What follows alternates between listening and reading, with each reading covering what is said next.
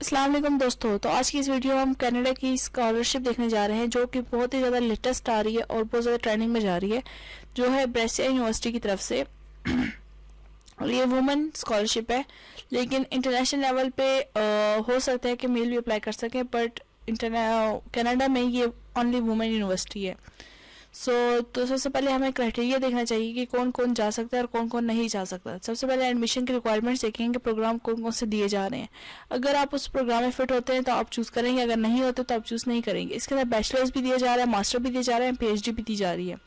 Scholarship बहुत ज़बरदस्त है। सबसे पहले प्रोग्राम है आर्ट्स में family studies and human development, foods and nutrition, health sciences, kinesiology, leadership, management and organisational studies, social sciences, primarily year coeducation. Okay, coeducation यहाँ पे आ रही है तो इट मीन्स कि यहाँ पे मेल फीमेल दोनों पढ़ सकते हैं। उसके बाद इनकी रिक्वायरमेंट्स भी दी गई हैं साथ साथ कि यहाँ पे available consideration of studies. Arts के अंदर क्या क्या पढ़ सकते हैं आप लोग? Creativity and literature, English language and literature, और ये जितने भी नीचे दी गई हैं इनके अंदर मुख्तलिफ नीचे तक फील्ड्स भी दी गई हैं कि आप इसमें ये कर सकते हैं। उसके बाद यूनाइटेड स्टेट ग्रेड 12। उसके बाद जो चूँकि बैचलर में जाने से पहले आपको ग्रेड 12 यानी कि सेकेंड ईयर का पास होना मस्ट होता है।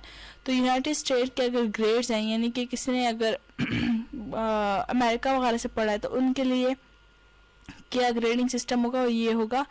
और अगर इंटरनेशनल बैकलॉरेट यानी कि उन्होंने मिनिमम डिप्लोमा स्कोर, हमारे उसको डिप्लोमा कहा जाएगा, 25 इन 6 सब्जेक्ट्स, हमारे टोटल 6 सब्जेक्ट्स होते हैं, तो उसके अंदर हमारे पास स्कोर 25 वगैरह ये उनके हिसाब से। और ये कैम्ब्रिज वगैरह के हिसाब से A लेवल O लेवल कहा जाता है। O लेवल मैट्रिक को कहा जाता है, A level first year second year को कहा जाता है। तो A लेवल के हिसाब से उनके मार्किंग ये होगी। आप जिस वाले क्राइटेरिया में सूट करते हैं आप उस हिसाब से देख सकते हैं कि आप किस वाले क्राइटेरिया में फिट होते हैं। चाइना के ग्रेड सिस्टम अलग है। इस तरह से आप इन सब के ग्रेड लेवल देख के अपना आपका अंदाज़ा लगा सकते हैं कि आपका एडमिशन रिक्वायरमेंट के अंदर आप फिट होते हैं कि नहीं होते। उसके बाद इंटरनेशनल रिक्वायरमेंट्स। इंटरनेशनल रिक्वायरमेंट्स में कंट्री वाइज आपको रिक्वायरमेंट देखनी होती है, सी रिक्वायरमेंट्स बाय कंट्री, और हर कंट्री की रिक्वायरमेंट अलग है। जिस तरह के एंटीना, बरबूदा, इनकी रिक्वायरमेंट्स अलग हैं। चूँकि हमारा पाकिस्तान है तो हम पाकिस्तान के हिसाब से देखते हैं, तो हमारा intermediate higher secondary school certificate यानी कि सेकेंड ईयर का सर्टिफिकेट मांगते हैं, तो ये इतना मुश्किल नहीं है, सिर्फ सेकेंड ईयर का सर्टिफिकेट मांगा है। उसके बाद बाकी हर एक कंट्री अपना अपना देख सकता है। उसके बाद general certificate of education requirements, और ये सारी requirements admission to university programmes. इन्होंने वही बात की कि अपने पहले प्रोग्राम देख लीजिएगा, उसके अंदर अपने ग्रेडिंग सिस्टम देख लीजिएगा कि A या B ग्रेड आया है कि नहीं आया है। C से मिनिमम नहीं होना चाहिए, कम से कम C होना चाहिए। और अगर कोई यूनाइटेड स्टेट की रिक्वायरमेंट के मुताबिक जा रहा है, यानी कि यूनाइटेड स्टेट वाले उससे बिलोंग करते हैं, तो उसको सेट का टेस्ट भी देना पड़ेगा। और 79% final average based on 4 grade 12 academic courses. Advance placement exam, okay, जहाँ पे जो है इंग्लिश का एग्ज़ाम होगा, मतलब इंग्लिश का एग्ज़ाम से मुराद ये है कि यहाँ पे अगर ट्रांसफर क्रेडिट में भी granted for advance placement courses with 4 out of 5, the maximum of 2 transfer credit में भी about all transfer credit are subject to faculty approval and some may not be eligible. Okay, यहाँ पे चंद एक requirement के हिसाब से, आपकी कंट्री के हिसाब से जो एडवांस प्लेसमेंट एग्जाम होंगे चंद एक कंट्री के जो बोला गया है, तो उनमें आर्ट्स के लिए इंग्लिश का टेस्ट लिया जाएगा, सोशल साइंसेज के लिए इंग्लिश भी लिया जाएगा, maths recommended for study in psychology, economics and honours geography, family studies के लिए इंग्लिश। ये हर उसके हिसाब से आपको सब्जेक्ट्स दिए गए हैं, और ये हर कंट्री के हिसाब से कि आपने ये, चूँकि कुछ कंट्रीज होती हैं जैसे कैम्ब्रिज वाले हैं, वो चूँकि बच्चों की मर्ज़ी होती है कि उन्होंने फिजिक्स लेना है, मैथ्स लेना है, बायोलॉजी लेना है, जो मर्ज़ी लेना है, वो अपनी मर्ज़ी के 3-4 सब्जेक्ट चूज़ कर लेते हैं। जो अपनी मर्ज़ी के 3-4 सब्जेक्ट चूज़ कर लेते हैं तो उनके पास बाकी सब्जेक्ट्स नहीं होते, तो ये उनसे डिमांड करते हैं कि हमें बाकी सब्जेक्ट्स भी चाहिए, तो उनका एडवांस प्लेसमेंट एग्ज़ाम हमें चाहिए। तो एडवांस प्लेसमेंट एग्ज़ाम जिस तरह के आइल्स का टेस्ट होता है और TOEFL का टेस्ट होता है, SAT का टेस्ट होता है, इस तरह से इनका भी एग्ज़ाम होगा। उसके बाद आपने इंग्लिश, बायोलॉजी, केमिस्ट्री इस तरह के टेस्ट देने होते हैं अपनी फील्ड के हिसाब से। अगर आपका मैनेजमेंट एंड ऑर्गेनाइजेशनल स्टडीज़ है तो सिर्फ और सिर्फ इंग्लिश और मैथ्स का टेस्ट देंगे। ओके, तो हम आगे आते हैं, ये सारा हो गया। उसके बाद एप्लीकेशन क्राइटेरिया पे आते हैं कि एप्लीकेशन हमने देनी है, application to an undergraduate programme. तो इसके अंदर आने के बाद ये मैं इसका लिंक जो है डिस्क्रिप्शन में दे दूँगी, आप वहाँ से डायरेक्ट इसके पास जा सकते हैं। तो 105 क्रेडिट, 105 मीन्स कि जो आउट ऑफ, इससे हमारे यहाँ इस्लामाबाद और रावलपिंडी को बहुत पाकिस्तान में अहमियत दी जाती है। तो अगर बोल दिया जाए कि 101 वाले स्टूडेंट्स वो होंगे जो इस्लामाबाद और रावलपिंडी के होंगे, 105 वो हैं जो इस्लामाबाद और रावलपिंडी से बाहर जितने भी यानी कि पाकिस्तान, वो इंडिया के हैं, अफगानिस्तान के, अमेरिका के, जहाँ मर्जी के, वो 105 के ला जाएंगे। चाहे वो लाहौर के हो, चाहे वो सिंध के हो, चाहे जहाँ मर्जी के हो, बस इस्लामाबाद और रावलपिंडी से बाहर हो। बिल्कुल इसी तरीके से 101 वाले स्टूडेंट्स इनके अपने कैपिटल के हैं और 105 स्टूडेंट्स इनके आउट ऑफ कंट्री और आउट ऑफ सिटी हैं। सो 105 का क्राइटेरिया यहाँ पे हम पढ़ लेते हैं। कंट्री साइज इन कनाडा, ये या तो कनाडा के अंदर हो यानी कि उस शहर से बाहर हो, जिस तरह कि आप उनके कैपिटल से बाहर होंगे लेकिन होंगे कैनेडियन, या फिर आप आउटसाइड ऑफ कनाडा यानी कि आप कैनेडियन नहीं है, आप बिल्कुल कनाडा से बाहर रहते हैं। सो अब सबसे पहले हम करते हैं गो टू एप्लीकेशन के अंदर जाते हैं। चूँकि इससे पहले मैं लॉगिन हो चुकी थी तो मेरा लॉगिन इन्फॉर्मेशन पहले से पड़ा हुआ है, लेकिन अगर आप लॉगिन नहीं हुए तो आप करेंगे create account, create my OUAC account. तो यहाँ पे पहले अपना नेम लिखना है, फिर मिडिल नेम लिखना है, फिर उसके बाद लास्ट नेम लिखना है। मिडिल नेम जिसका स्ट्रेटिक मार्क है इसका मतलब है इसको इम्पोर्टेंट लिखना है। मिडिल नेम चंद एक लोगों का नहीं होता तो मिडिल नेम ना भी लिखे तो कोई फ़र्क नहीं पड़ता। फैमिली नेम से ही मुराद लास्ट नेम होता है। ऐसा ना हो सब ने फैमिली नेम लिखा हो, अपना कोई और अजदाद का नेम लिखा हो, लेकिन वो चूँकि आपका फैमिली नेम लास्ट नेम को ही कहलाता है यानी कि फवाद मिर्ज़ा नाम होगा, तो Mirza is also his family name, Mirza ही उसका फैमिली नेम और लास्ट नेम भी उसी का ही है। फिर उसके बाद डेट ऑफ बर्थ की बात आती है तो आप सबसे पहले आपने ईयर लिखना है, फिर मंथ लिखना है, फिर डेट लिखनी है, फिर ईमेल एड्रेस लिखना है, कंफर्म ईमेल, ये वो ईमेल है जो आपने खोल के रखनी है और इसके अंदर आपका वेरिफिकेशन नेम आएगा। यूज़र नेम आपका वो होगा जिससे आप ही अपनी आईडी को बार बार लॉगिन करेंगे। यूज़र नेम रखें और पासवर्ड और कंफर्म पासवर्ड यानी इससे आप अपनी आईडी को बार बार इंटर होंगे। I will create only one OUAC account. If I forgot my username, I will use the option provided to recover my original username. I understand if I create more than one account, the account and any associated application may be invalid. I consent to the personal information practice setter. कहते हैं मैं एक से ज़्यादा applications नहीं बनाऊँगा, सिर्फ application बनाऊँगा। सो टर्म्स एंड कंडीशन इनकी यही है। तो क्रिएट माई OUAC अकाउंट यहाँ पे मैं क्रिएट करूँगी और मेरा अकाउंट बन जाएगा। चूँकि मेरा बना हुआ है तो मैं यहीं से डायरेक्ट लॉगिन हो जाऊँगी। फिर उसके बाद आप वापस बैक आएंगे लॉगिन होने के लिए। पहले अपनी ईमेल से वेरीफाई करेंगे, ईमेल पे जाएंगे, आपके पास एक एप्लीकेशन आएगी, वहाँ पे आपने क्लिक करना है तो आपके पास डायरेक्टली इस तरह का एक पेज ओपन हो जाएगा। वहाँ पे आपने जाकर लॉगिन हो जाना है।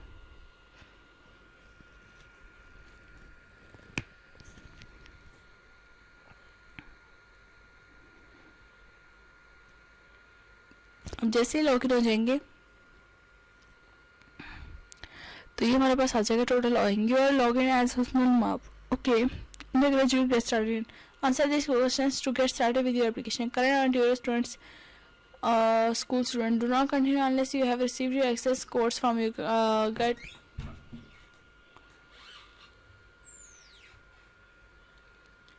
Okay, answer this question to get started with your application. Current Ontario high school students, do not continue unless you have received your access codes from your guidance counselor. Once you have them log in with your OUAC username and password, you just require field. High school status: I am currently enrolled in Ontario High School.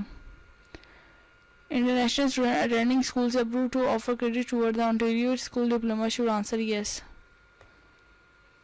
No, क्योंकि मैं Ontario मतलब कि Canada का school है, मतलब Canada के अंदर एक सिटी है उसके अंदर है स्कूल्स आते हैं, तो मैं वहाँ से तो नहीं पढ़ी इसलिए मैं नो चूज़ करूँगी। जब आप नो चूज़ करेंगे तो आप यहाँ पे यानी कि एज अ इंटरनेशनल स्टूडेंट आप क्या एज अ वीज़ा आप कैसे अप्लाई करेंगे?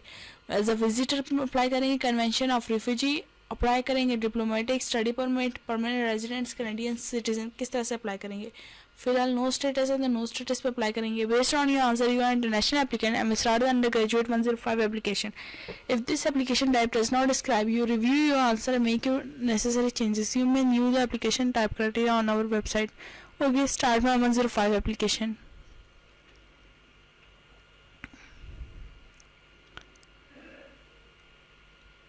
स्टार्ट माय 105 एप्लीकेशन करने के बाद read important 105 news and reminders.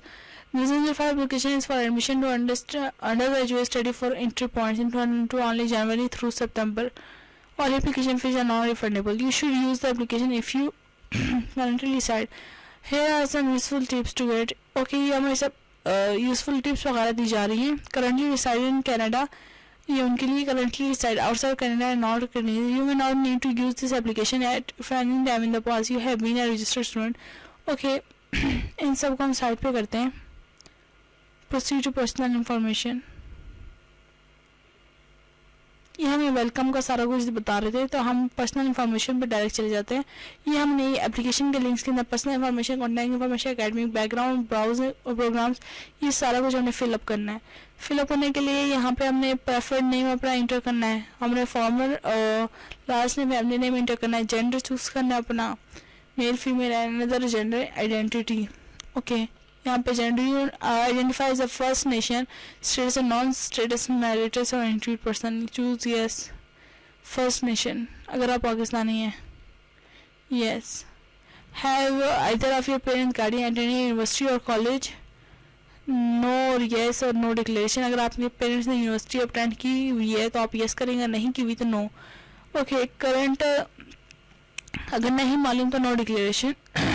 Current status in Canada. You will not have proof of status in Canada to support your application. More information is available. No status, country of citizenship. आपका कौन सा country का citizenship है आपके पास? If you born in Canada, date or expected date of entry into Canada. अगर आप Canada में born हुए तो आप वहाँ की ईयर और मंथ लिखें कि आप किस साल और किस महीने में पैदा हुए. फर्स्ट लैंग्वेज आपकी कौन सी है? इंग्लिश है, फ्रेंच है और अदर है. पाकिस्तान में चूंकि उर्दू है और इंग्लिश है तो आप इंग्लिश भी चूज़ कर सकते हैं. लैंग्वेज ऑफ कॉरेस्पॉन्डेंस है इंग्लिश. उसकी वजह से सेव कर देना है. सेव करने के बाद हम नेक्स्ट इंफॉर्मेशन पे जाएंगे, कॉन्टैक्ट इंफॉर्मेशन.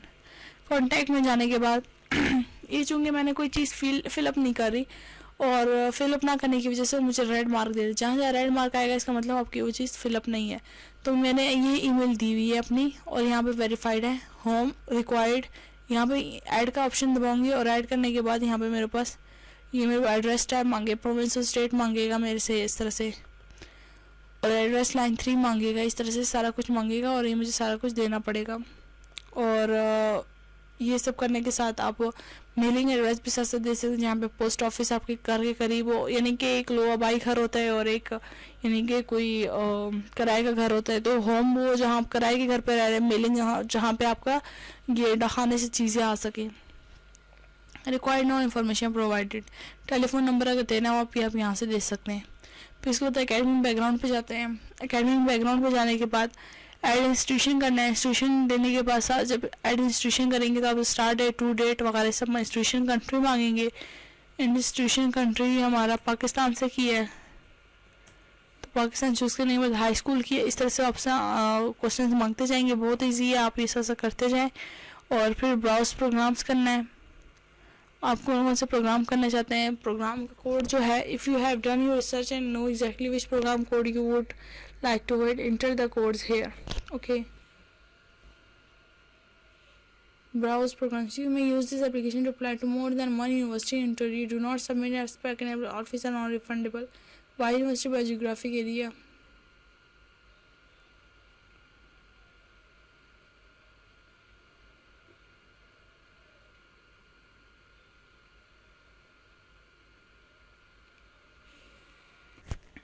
यहाँ पे आपने वो यूनिवर्सिटी चूज़ करनी है जिसमें आपने अप्लाई करना है. तो ओंटारियो की यूनिवर्सिटी, अगर मैं इसको यूनिवर्सिटी को चूज़ करती हूँ तो कौन कौन से प्रोग्राम्स ऑफ़र कर रही है तो उसके हिसाब से मैं इसको देखूँगी कि अगर वो प्रोग्राम जो मुझे चाहिए वो ऑफ़र कर भी रही है कि नहीं. अगर नहीं कर रही तो मैं इसे चूज़ नहीं करूँगी. Part time applicants faculty programmes कौन कौन से दे रही है. बिजनेस अकाउंटिंग BCom दे रही है, बिजनेस दे रही है, टेक्नोलॉजी मैनेजमेंट दे रही है, faculty of energy nuclear science. इस तरह से मैं सारे इसके प्रोग्राम चेक कर लूँगी.